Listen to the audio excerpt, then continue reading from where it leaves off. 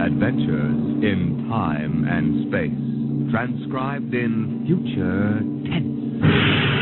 Dimension X.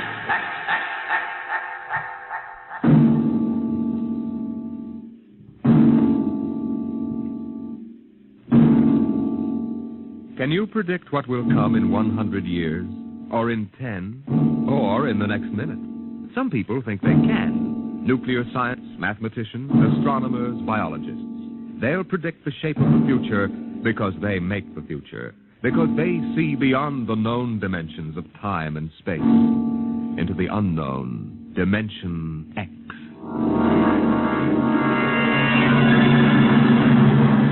We go ahead now in time to 1965. We're on a vast concrete runway set in the desert of the Southwest. A giant metal ship stands before us, prow pointed for the stars. And in 5 minutes, the signal will flash, and it will tear up through the atmosphere to the outer limits. Attention. Clear field for takeoff. Clear field. 5 minutes, Steve. For takeoff. Warm her up, Charlie. I want to go over procedure again, Steve. Don't worry, I got it straight. You just make sure. Okay. I take her up on jets to 50,000, then I cut in the rocket. No lower, or your tail blast will burn out 3 counties. I climb 4 minutes on rockets, then start maneuver tests. Remember that, no more than 4 minutes. Right. This ship isn't like those strato-rockets you've been testing. She's the first one built for outer space. If she works, she can go clear to the moon. If I'd have known that, I'd have brought my toothbrush. Well, not this trip. Now get this, Steve. You've got power there to clear the Earth's gravitational field. But remember, after you cut in the rockets, you've only got 10 minutes fuel. If you go beyond the outer limit and don't save fuel for the return... I know, I won't get down again. That's right, Steve. You'll drift off into space. Get that now. 10 minutes fuel. Gotcha. Now, as far as I'm concerned, this project is a lot more important than that cosmic ray bomb they're testing out in the Pacific tonight. Well, the Security Commission brass doesn't think so. I don't see any undersecretaries under anything. Don't worry. In the long run, our ship will make the CR bomb back-page stuff. But in the meantime, it's just as dangerous. Remember, half the principles in this ship are pure theory, Steve. Slide rule stuff. If anything goes wrong, we may have to scrape you off the landscape with a soup spoon. You have a charming sense of humor. Now, here's what I'm getting at. We're risking your neck in this test. If anything blows, we don't want to have the next man pull the same boner. I know, Hank. So keep your mic open and keep talking. If anything goes wrong, we want to know exactly why. And we won't be able to ask you. Let us know before you pull every switch. Before you do anything. You got that? Yeah. Even if you only have to blow your nose. All right, get those fuel lines away. Okay, Mr. Brooks. Well, I guess that's about all, Steve. Hey, that reminds me. Look, if Mary calls, I'm just up on a milk run. I didn't tell her today was it. How is she?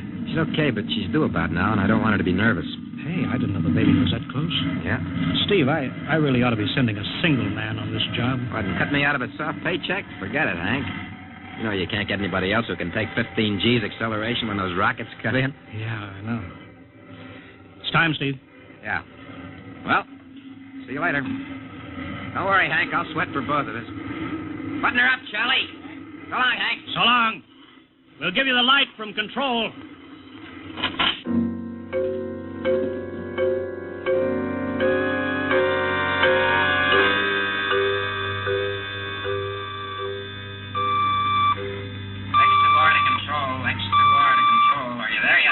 Okay, Steve. Got you on the speaker. I'm ready to go. Mr. Hanson. Ready on radar, Sergeant? Check. Mr. Hanson, you better see this. What is it, Elsa? Message center for Steve. Mrs. Weston just left for the hospital. What?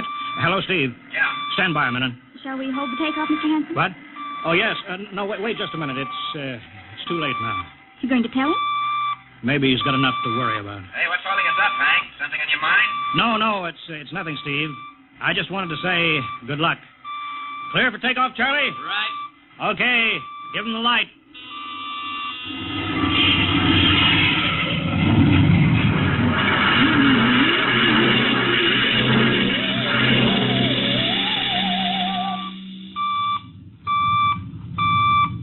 All right, Steve, I'm reading you clear. I'm at 20,000. Airspeed 600. She's running fine. Soundproofing works. There's a third-degree waiver in the AGY pressure. Got that, Charlie? Check. Dead center on radar, Mr. Hanson. 50,000 now. Cutting out the port jet. Now the starboard. Off jet. Airspeed dropping. Opening the rocket port. Switch little, Charlie. Oxy alcohol, pressure is 350. All right, now I'm advancing the ignition key. Here goes rocket one. Steve, you all right? Yeah. Looks like somebody slugged me with a sledgehammer. Airspeed now 1,200. Here goes number two.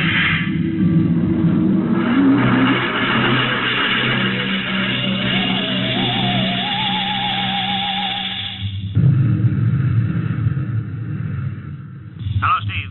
Elapsed rocket time is now 4 minutes. What's your altitude? Over to you.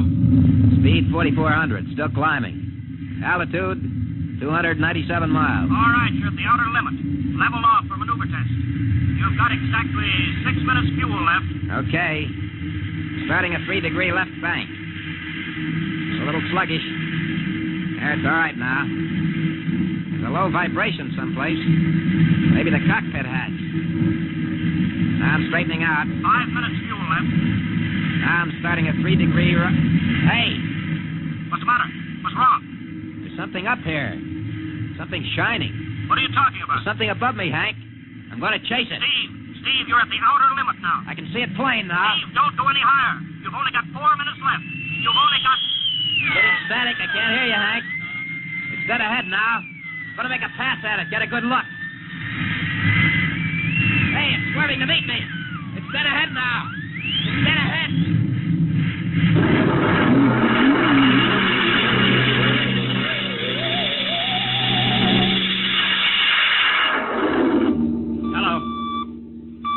Hello, Steve. Steve, come in. 9 minutes fuel gone. Still no sign on radar. Hello, Steve. Steve, what's happened? Charlie, get out the crash squad. Tell the Army squadron to alert their search planes. Right. 9.5 minutes gone. Hello, Steve. What's happened? Who the devil is it? Charlie, Hello. for Mr. Hanson. Come in, Steve. We need a search squadron. Come in. No, Mr. Hanson's busy. Hello, Steve. 10 minutes, Mr. Hanson. That's the end of his fuel.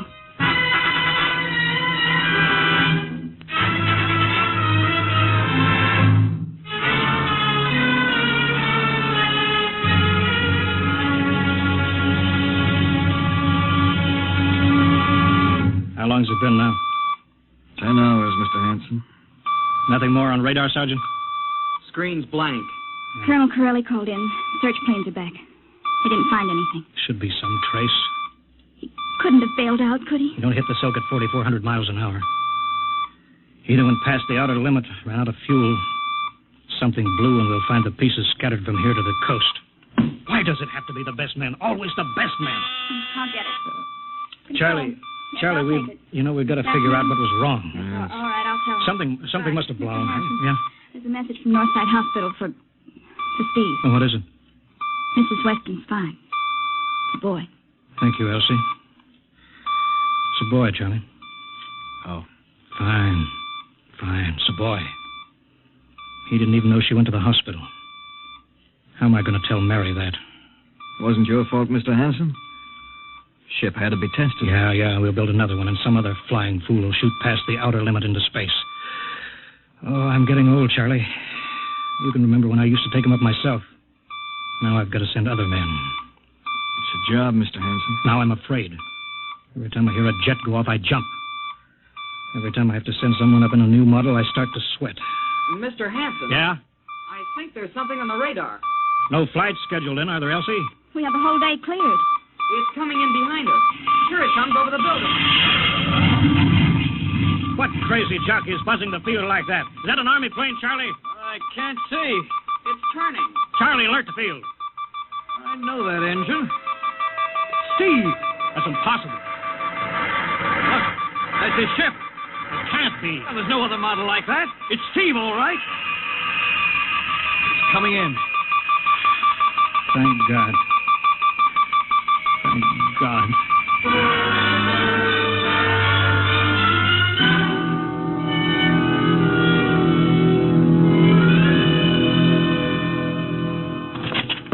All right, sit down, Steve. The quicker we get this done, the quicker you get over to see Mary and the baby. Hank. Elsie, give the order to check and refuel the rockets. I don't want anybody in here till I get Steve's reports. Bury any calls. All right, let's have it. What the devil happened to you? Hank, does that cosmic ray bomb still go off tonight? What are you talking about? Straighten out, Steve. Where you been for the last 10 hours? Listen, Hank, there's something more important. Come on. I've got to get a report on the screen to Washington, so let's have it. I've got to know how you stretched 10 minutes fuel to keep you in the air for 10 hours. Now, one thing before I talk. Look, have the Steve. Geiger men run over the ship before they refuel. What'd you run into? So help me, Hank, I don't know. But we better check and make sure it isn't radioactive. Elsie, add a Geiger report on the standard check.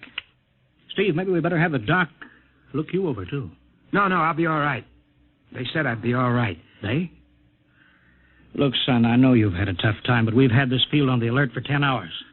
One of the Army boys cracked up looking for you, and he's hurt bad. So let's have the story. Let's have it straight. I don't know how to tell you. Hank, I saw something up there. At 300 miles? I chased something up there, Hank, and I caught it. Now, don't hand me that, Listen, Steve. I was cruising along, just starting the right bank, when I spotted something. It must have been going about half my speed. It was egg-shaped and smooth. I made a pass at it, and I was coming back for another, and then there was a humming sound. Humming? A sort of vibration. And I blacked out. I was headed straight for it at 4,400 miles an hour. I thought it was going to be the biggest smash since Hiroshima, and I guess they were drinking that bottle. Never mind that, Steve. What happened? I came to inside their ship. Uh-huh. Steve, this whole thing has been a devil of a strain on you. I'm going to call Major Donaldson from the Army base. Ask him to sit in. The psychiatrist? Yeah, that's a good idea. Let him run his tests. He'll tell you I'm not kidding.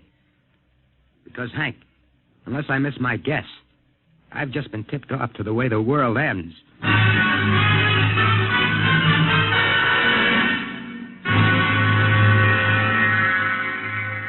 All right, Mr. Weston, suppose you continue your story. Yes, let's have it, Steve. You woke up inside the ship? Yes, and the place was jammed with machinery.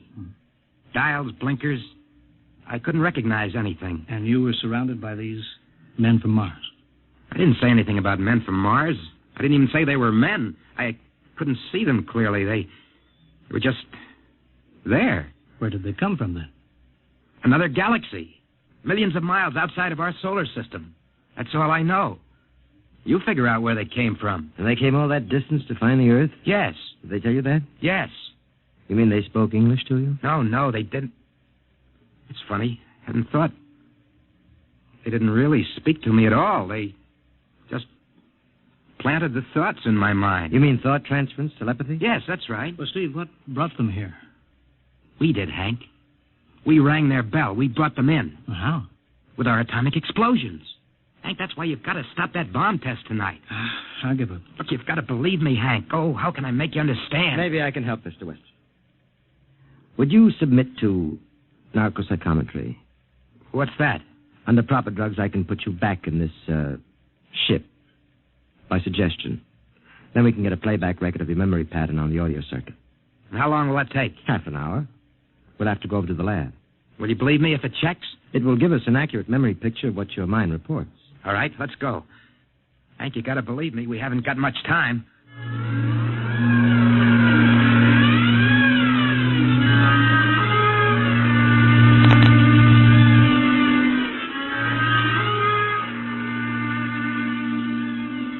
You should be getting drowsy now. Count backwards from 10. 10, 9, 8, 7, 6, 6.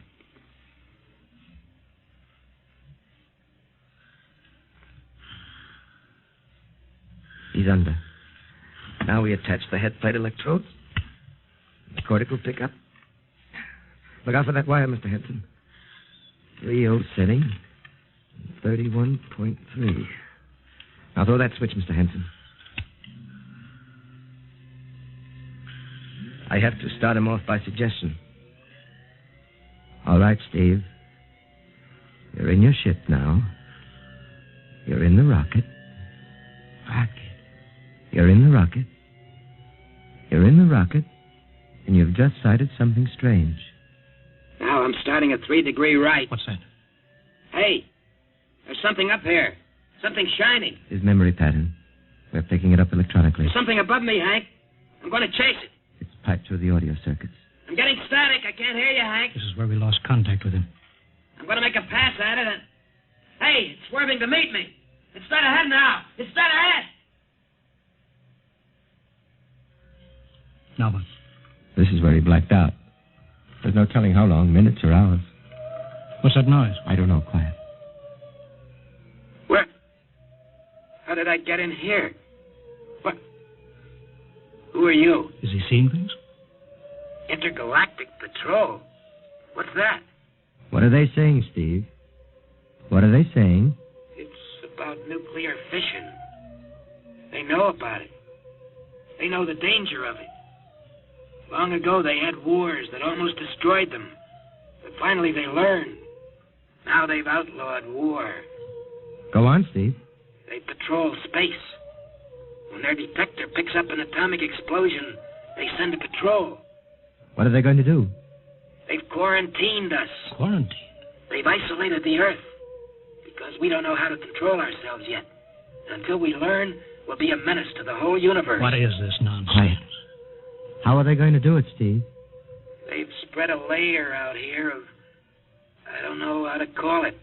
All around the Earth. It's miles deep. When there's an atomic explosion on Earth, the radioactive particles will drift up to this layer and set off a chain reaction. It'll go around the world in microseconds. And that's the end. The end? What's he... Wait. Yes. Yes. I understand. I've got to bring back the warning. You're going to put me back in my ship to bring the warning.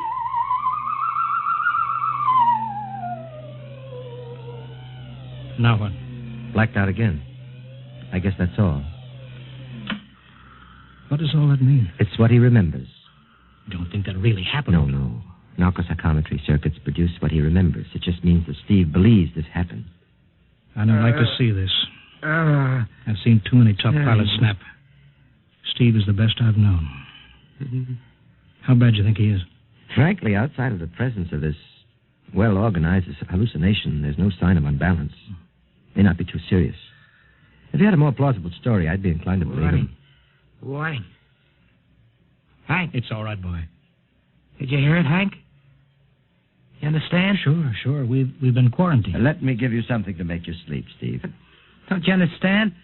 They fixed it so that if we set off one more nuclear explosion, that'll be it. Of course. Don't roll your sleeve down. You don't believe me. Now, take it easy, Steve. For the test tonight, they're setting off the CR bomb. Hank, what time is it? 11:20. Well, it's scheduled for midnight. Hank, we got to stop that bomb. Steve, let Donaldson give you the hypo. Hank, you've got to believe me. I saw them. I got the warning. If we touch off that bomb tonight, it'll be the biggest galactic 4th of July of all time. The whole Earth will go up like a Roman candle. April 10th, 1965, the end. Now, look, Steve, you better calm down. Don't you want to see Mary and the baby? You've got a new son, remember? Yeah, that's just it, Hank. I want to see my son. I want him to live. If that bomb goes off, Hank, we've got to stop them. Mr. Hanson, I think we'd better get over to the base hospital. Hank, you've got to believe Yeah, me. sure, Steve. Maybe there is something to it. Look, it's out of your hands. I'll put it in a report and shove it into Washington in the morning. In the morning? There isn't going to be any morning, Hank. Don't you understand? You've got to call Washington now. Get the head of the Security Commission and postpone that test. Now, you know I can't do that, Steve. My neck would be out a mile. Besides, this is 1965, not 45. 20 countries have atomic bombs now. What's the use of stopping just this one? The rest will keep right on popping them Well, then off. we'll have to call an international conference. Can't you understand, Hank? The first one that goes off finishes us. It's the end. They've given us the quarantine warning. Steve, I think you'd better go with us to the base hospital. Look, Steve, we can call up for a detail if we have to. All right. I'll go with you. You don't need a straitjacket. That's the way, Steve. You'll probably feel better by morning. Let's go.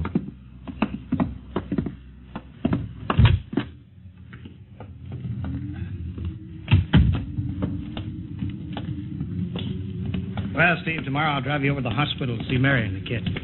Sure. Look at the ship under the floodlights. Pretty, huh? You'll be flying her again soon, don't you worry. Yeah, I guess so. What you doing out in the line? They refuel her? Yeah, we got Clausewitz coming in tomorrow from Denver for another test. Figure we give you a day off. That's good. That's Why? Steve, come back. Come on, Donaldson. Steve, wait. He's heading for the rocket. Look, there he goes up. That crazy fool. You can't get at him now. That covers armor glass. He's waving. Yeah, towards control. It's the radio. He needs the radio. Come on. I should have gotten help. Oh, the radio's still hooked up here. Hello. Hello, Steve. Listen to me, Hank. You gotta call Washington now. Come out of that rocket, Steve. I'll call my men. Don't try anything, Hank. They've refueled the rocket for tomorrow. Take it easy, Steve. Listen, you know what'll happen when I fire the rocket tubes down here? Steve, don't. It'll burn out every building for 5 miles. All of us in one big blast. Steve, what do you want? You've got to stop that bomb. You got to call Washington right now. They won't believe me. You make that call or I cut in the rocket. Now, I mean it, Hank. Now, hook my screen to yours in parallel. I want to see exactly what you're doing. All right. Just don't fire those rockets. Get going, Hank. You got 12 minutes to make that call and stop that bomb. All right, I'm making the parallel hookup right now. Donaldson, you think he'll really blast? I don't know. Up to now, I'd almost say he was normal, but now he's liable to do anything, Hanson. Steve, there. You getting it on your screen? Yeah. Now, put that call through. All right.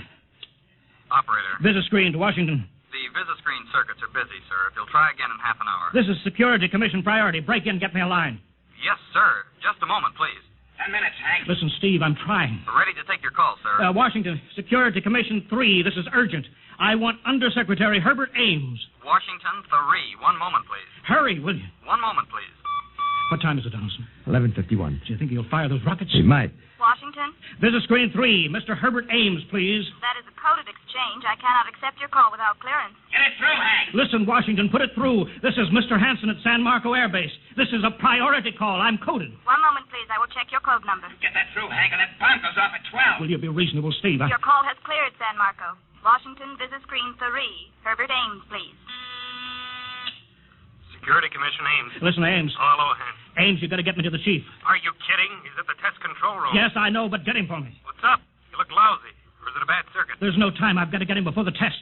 It's about the CR bomb. I can't take that responsibility. Get that through, Hank, or I blast. Hey, what's going on there? Ames, my project has a high enough rating. This is a priority A call. What? Okay, it's your neck. I'll try to get him for you. He's in the control room, so you'll have to switch off your screen and speaker and go on earphones. Too much going on in there. Security ruling. You hear that, Steve? I've got to cut the incoming screen. All right, but don't try anything. 8 minutes, Hank. Hello. What? You got him, Hank? Yes. This is Hanson at San Marco. No, sir. Priority A request to cancel the bomb test. No, I'm serious. This is deadly serious. We sent the X2 JTR up today to the outer limit. We uncovered evidence. Yes, on the automatic instruments. What's that? No, possible chain reaction. No, I can't tell you the whole story. There isn't time here. Yes, I'll bring the readings into Washington in the morning. You've got to postpone the test till you see them. Look, I've worked on contracts for the Commission for 10 years. Yes, I have complete confidence in my information. You can record that. All right, I'll call you back immediately. Bye. Hank? He's agreed to cancel, Steve. The bomb won't go off. All right, boy. You can come down out of that ship.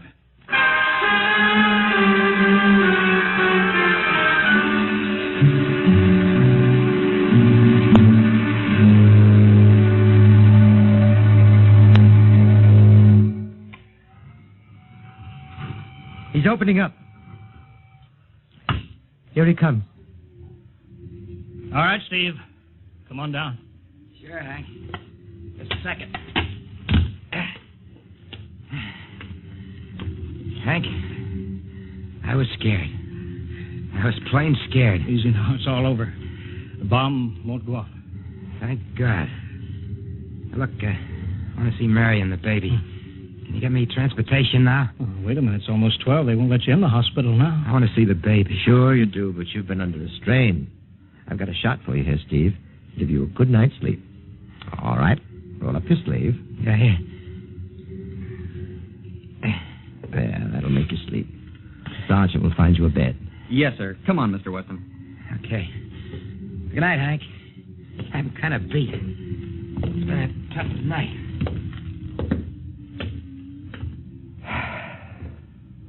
It sure has. I thought for a minute he was going to blast those rockets and send us all to Kingdom Come. Yeah. Quite a stunt getting the ray bomb test called off. It isn't called off. But the chief said... Ames couldn't get the chief. I was talking to a dead circuit. Bomb goes off in a couple of minutes. Oh. Poor Steve. He was one of the best. He was the best. 1 in 10 million. Some story of his, poor guy. For a while, he almost had me believing that quarantine. That's a very common delusion. End of the world. Yeah, I suppose so. It's a nice night. Never saw the stars so bright. We better be getting in. That wind is cold. Well, the bomb goes off in 30 seconds. Poor Steve. You know, Hanson, there's just one thing. Yeah? It's outside my field, but I'm curious.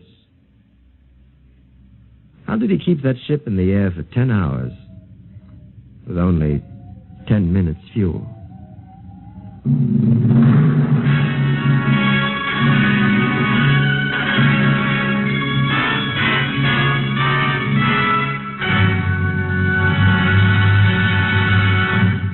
You have just heard another adventure in time, space, and the unknown world of the future. The world of Dimension X.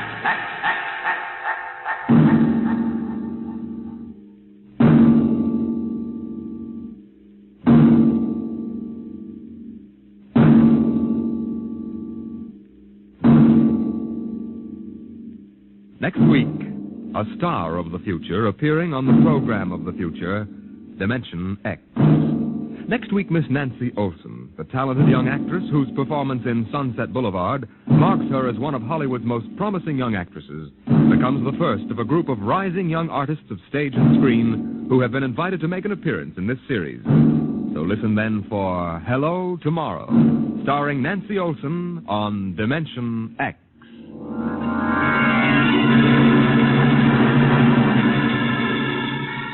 Tonight, Dimension X has transcribed The Outer Limits, written by Graham Dorr and adapted for radio by Ernest Kenoy. Featured in the cast were Wendell Holmes as Hanson, Joseph Julian as Steve, and Joe DeSantis as Donaldson. Your host was Norman Rose. Music by Albert Berman, engineer Bill Chambers. Dimension X is produced by Van Woodward and directed by Edward King.